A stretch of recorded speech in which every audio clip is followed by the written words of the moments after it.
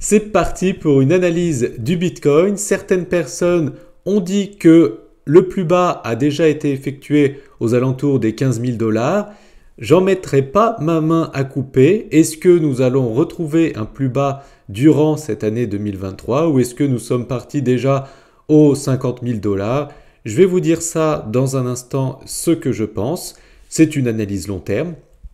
Et aussi, je vais vous présenter les à peu près 20 indicateurs que j'utilise sur TradingView pour agrémenter ces analyses d'investissement long terme en prenant en compte non seulement la macroéconomie et la microéconomie. Mais avant ça, si vous souhaitez connaître mes stratégies d'investisseurs qui me permettent d'investir de manière simple et en automatique dans 5 crypto-monnaies prometteuses, eh bien j'ai une vidéo formation gratuite à vous offrir. Pour y accéder, c'est simple, cliquez sur le bouton en haut à droite de cette vidéo ou cliquez sur le lien qui se trouve sous cette vidéo, inscrivez-vous et je vous enverrai tout ceci par email avec grand plaisir et gratuitement. Avant de vous présenter tous ces indicateurs que vous allez découvrir ici avec le petit drapeau rouge, eh bien je vais vous faire une analyse long terme sur le cours du Bitcoin pour avoir une vision sur cette année 2023. Donc déjà, comme vous pouvez le voir avec cette ligne de tendance haussière orange, nous sommes sur le long terme dans une tendance haussière. Et puis de toute façon, si on prend du recul, on voit bien que au fil des années, le Bitcoin prend de la valeur. Mais il a des grosses phases baissières. On va voir où on en est en ce moment. Donc vous voyez, avec plusieurs points de contact, un ici en 2017, un ici et un en ce moment.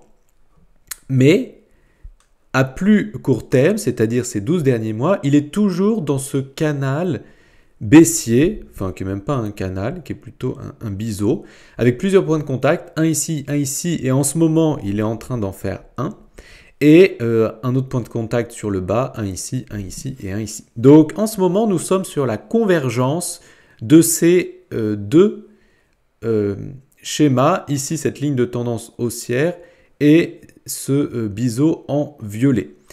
Donc, si on zoome un petit peu plus et qu'on se met même en weekly, eh bien, vous pouvez voir que les 25 000 $ vont être très compliqués à passer pour le Bitcoin parce que non seulement il y a une résistance ici aux alentours des 25 000 avec cet ancien plus haut à court terme et en plus c'est l'ancien haut du biseau que vous pouvez voir ici. Donc les 25 000 seront très compliqués à passer. Et ensuite, par contre, on peut voir que, eh bien, il a fait un point bas ici aux alentours des 15 000 $ et qu'en même temps, eh bien, c'est un support de cette ligne de tendance haussière.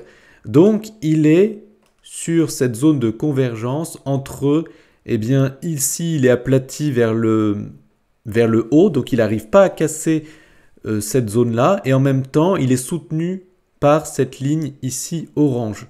Donc, on va avoir prochainement eh bien, la direction, parce qu'il faudra qu'il prenne une direction. Donc, soit il va peut-être monter un peu ici, ensuite, hop, casser là, soit, eh bien, il va peut-être monter un peu ici, et puis ensuite, s'il casse la orange, bah là c'est mauvais signe et on ira plutôt vers les 12 000.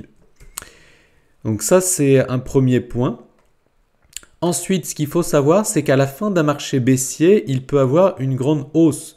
Vous voyez ici en 2019, eh bien après le marché baissier, le Bitcoin a fait une grande hausse, puis ensuite a craché quasiment au même niveau que son ancien plus bas.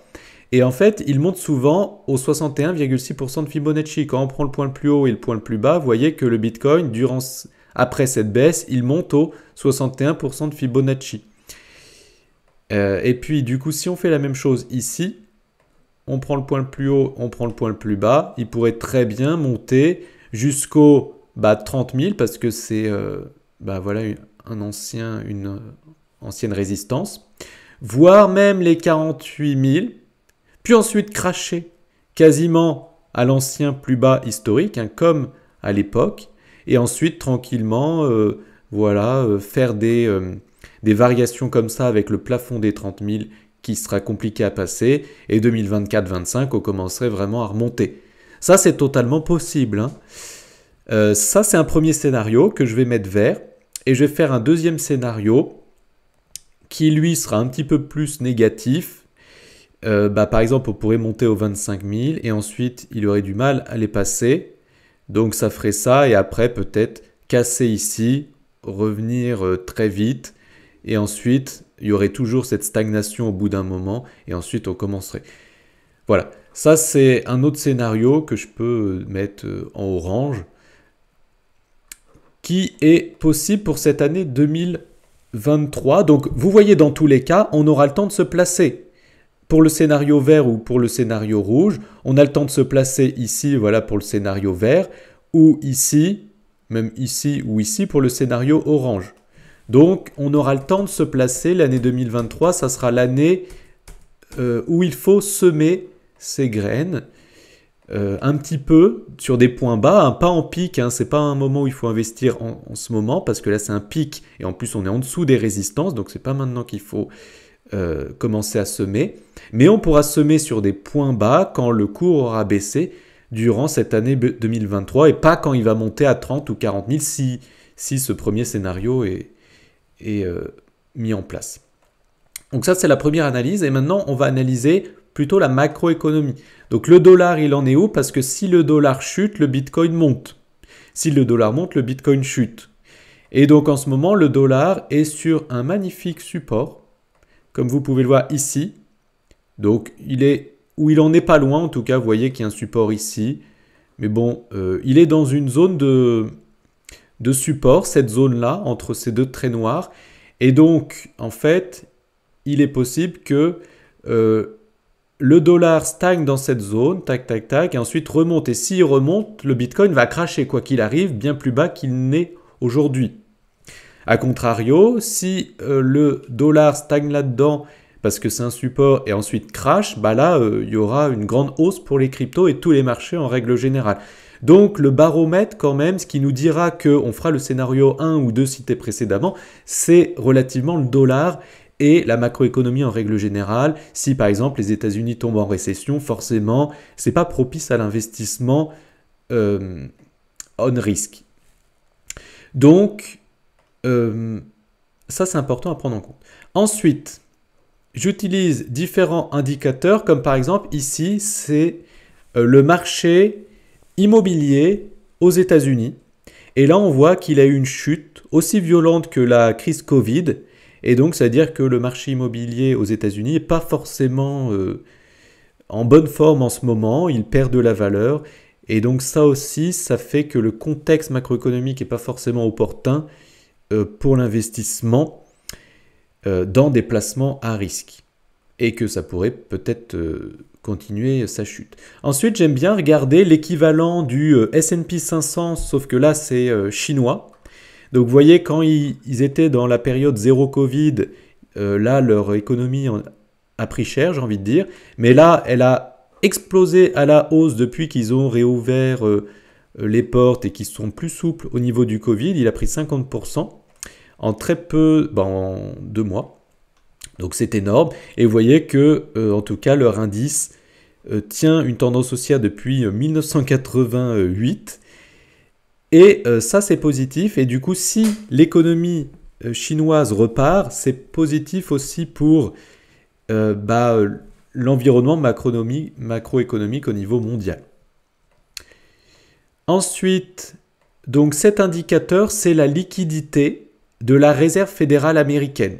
Vous pouvez voir qu'en fait, quand leur liquidité augmente, ça nous fait une explosion des marchés financiers et des bulles qui explosent. Vous voyez ici, c'était en 2020-2021, leur liquidité explose et du coup les marchés explosent. En 2022, comme par hasard, vous voyez, fin 2022, leur liquidité chute et donc tous les cours ont chuté depuis que leurs liquidités ont baissé. Donc il n'y a pas à tortiller, j'ai envie de dire. Il faut regarder cet indicateur en plus du dollar et d'autres que je vais vous présenter dans un instant parce que toute la croissance est basée sur, enfin une bonne partie en tout cas, est basée sur ces indicateurs. Et donc le Bitcoin ne pourra pas exploser à la hausse si il ne passe pas cette ligne-là et ce bloc-là, ce range-là que je vous ai dessiné. Si les liquidités chutent, et là on est pile sur une résistance, eh bien les marchés vont chuter et le Bitcoin avec. Même si tout nous dit que on a fait X mois de chute et qu'on ne peut pas faire plus de temps de chute, ni plus bas, eh ben, on s'en fiche. Si ça va chuter et le dollar monter, le Bitcoin chutera, quoi qu'il arrive. Donc là, l'analyse technique, c'est bien, mais il faut prendre en compte la macroéconomie. Donc j'aime bien regarder le BNB comparé à l'ETH pour voir la performance du BNB. Surtout, on voit qu'il surperforme ETH. Donc ça, c'est cool. J'aime bien regarder le cours de Apple parce que Apple, c'est l'action la plus capitalisée au monde, dont Warren Buffett possède 40% de son portefeuille là-dedans. On voit qu'elle est dans un magnifique canal baissier. Ensuite, ça c'est le Total 3, donc c'est-à-dire toutes les crypto-monnaies en excluant le Bitcoin et l'Ethereum. Et quand on prend un retracement de Fibonacci et qu'on clique sur le point le plus bas et le point le plus haut, eh bien généralement les bonnes zones d'investissement c'est autour des 78,6% de Fibonacci. Vous voyez qu'on y était récemment et que là on n'est pas trop loin. Donc dans ces zones, c'est des super bons moments d'investir. Tac tac. Donc on y est. Pour du long terme, bien évidemment, ça peut chuter plus bas, avec ce que je viens de vous dire à l'instant. J'aime bien regarder la performance du BNB par rapport au Bitcoin. Et on peut voir que le BNB surperforme le Bitcoin comme l'Ether d'ailleurs. On peut voir la capitalisation totale de toutes les crypto-monnaies en excluant le Bitcoin. Vous voyez, aux alentours des 78,6% de Fibonacci, c'est une bonne zone d'achat dans laquelle nous sommes en ce moment. D'ailleurs, j'avais dessiné une case verte à l'époque pour illustrer les bonnes zones d'investissement, ce qui se confirme aujourd'hui. J'aime bien regarder le Bitcoin comparé à toute la monnaie en circulation dans ce monde. D'ailleurs, comme je vous l'avais dit dans d'autres lives ou d'autres vidéos, nous étions sur un point bas à ce moment-là parce que vous voyez que cette ligne de tendance haussière tient depuis 2016. Il nous a indiqué les anciens points hauts historiques à chaque fois parce que ce qui fait monter le Bitcoin, c'est la liquidité au niveau mondial. Et donc là, ça nous compare le Bitcoin comparé à toute la monnaie en circulation. Et donc on voit que le marché haussier de 2017 était bien plus fort. Moi, je l'ai vécu. Il était bien plus fort que tout ce qu'on a pu vivre récemment. Et là, nous sommes sur un point bas. Attention, peut-être qu'il pourrait chuter un peu plus bas au niveau du Covid et nous avons un super bon support. Mais en tout cas, il a rebondi sur cette ligne de tendance haussière. Ça, c'est un indicateur absolument surveillé. Je le ferai sur cette chaîne YouTube. Abonnez-vous et appuyez sur la cloche pour ne plus louper mes vidéos. Ensuite, c'est cet indicateur qui compare le S&P 500 avec l'or. Et souvent, quand le S&P 500 surperforme trop l'or, au bout d'un moment, il y a une crise énorme, comme on l'a vécu en 2000 et comme certaines personnes l'ont vécu dans les années 70. Là, c'est toutes les crypto-monnaies comparées au Bitcoin. Donc on voit que leur performance prend de la valeur sur le long terme. Donc c'est-à-dire que les crypto-monnaies surperforment le Bitcoin sur le long terme. Mais en ce moment, à court terme, le Bitcoin surperforme toutes les autres crypto-monnaies. C'est normal. Mais ceci va sûrement être à terme cassé par le haut. Bon, on ne sait pas entre-temps comment ceci va se passer. Ensuite, j'aime bien regarder la dominance du Bitcoin. Là, c'est pareil. Sur le long terme, la dominance du Bitcoin est vouée à chuter parce que le BNB, ETH et d'autres cryptos prennent énormément de place.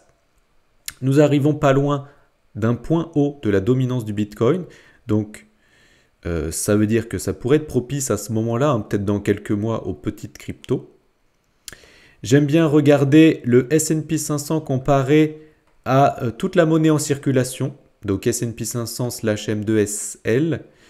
Et en fait, il nous dit là aussi tous les points les plus hauts. C'est pas compliqué quand les cours sur les marchés financiers prennent de la valeur, c'est qu'il y a plus de liquidité sur les marchés. Et donc, vous voyez que cet indicateur nous avait dit les points les plus hauts de 2007, de 2019-2020 et de 2021.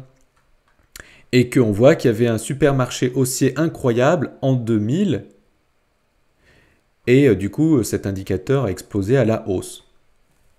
Mais là on aurait pu prédire le crash grâce à cet indicateur, le crash des marchés que ces marchés ont vécu en 2022. Ensuite, d'autres indicateurs peu connus,